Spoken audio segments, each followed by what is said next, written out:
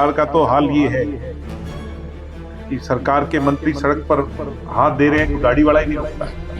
चंडीगढ़ के 2 अधिकारी और हरियाणा का पूर्व मुख्यमंत्री मिलकर के कैसे हरियाणा को कंट्रोल किए हुए, वो जो कहते हैं कि वो बस में चढ़ा दिया उन्हें, तो बस में चढ़ लिए मेरे हिसाब से।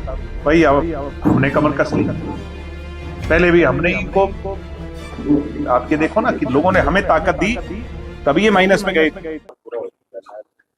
सरकार तो है ही नहीं। सरकार का तो हाल ये है कि सरकार के मंत्री सड़क पर हाथ दे रहे हैं तो गाड़ी वाला ही नहीं रोकता।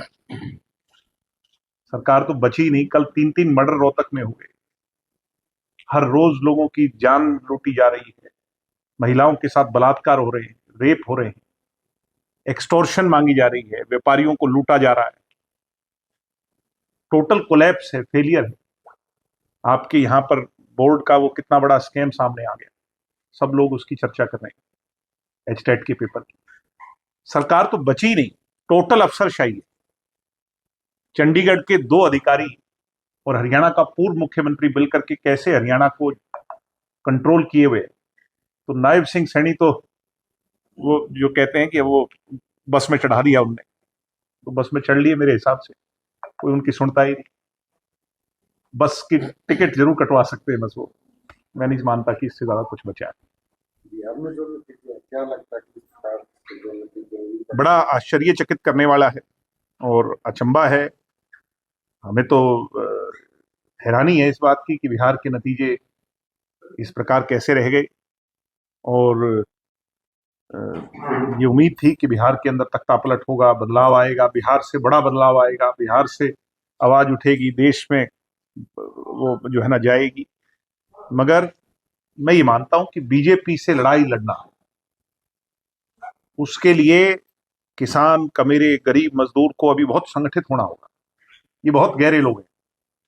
ये लोग प्रॉक्सी वॉर करते हैं, चेहरा दिखाते कुछ और है, पीछे कभी एसआईआर के नाम पर, कभी वोटों के हेरफेर में, कभी धर्म के नाम पर, कभी जाति के नाम पर, कभी किसी और पर लोगों को बहला फुसला करके जो है ना वो कर देते हैं। तो अभी इनसे लड़ने के लिए और ज्यादा ताकतवर होना होगा। 4 साल पड़े हैं। हरियाणा, मैं तो कह रहा था बिहार वाले करेंगे, और मुझे लगता है ये पहले भी 1977 का दौर देखो, 87 का देखो, 89 का देखो, तो इसका खुंटा तो मुझे लगता है हरियाणा से ही उखड़ेगा। तो उसके लिए भाई अब हमने कमर कस ली, पहले भी हमने इनको, आपके देखो ना कि लोगों ने हमें ताकत दी तभी ये माइनस में गए थे, आज तक का इतिहास।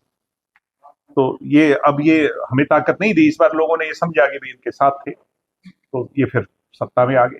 तो इनको तो कंट्रोल अगर कोई कर सकता है और इनके एजेंडे को कमजोर कोई कर सकता है और किसान, गरीब और मजदूर के एजेंडे को कोई प्रमुख कर सकता है, तो वो चौधरी देवीलाल का अनुयायी कर सकता है, दूसरा नहीं कर सकता। पूरे प्रदेश में 12.5 लाख के करीब बच्चों ने एग्जाम दिया था जी, इसको 1 महीने में करीब परिणाम आ जाएगा, लंबा टाइम। मैं तो रोज शोर मचाता हूं, हर रोज social media, electronic media, press note.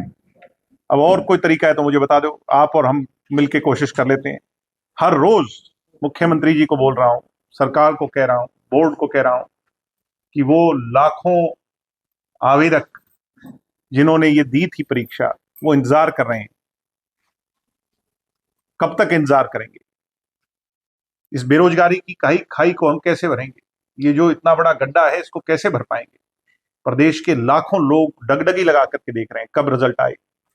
जो लोग रिजल्ट नहीं निकाल सकते, वो भविष्य क्या सुधारेंगे?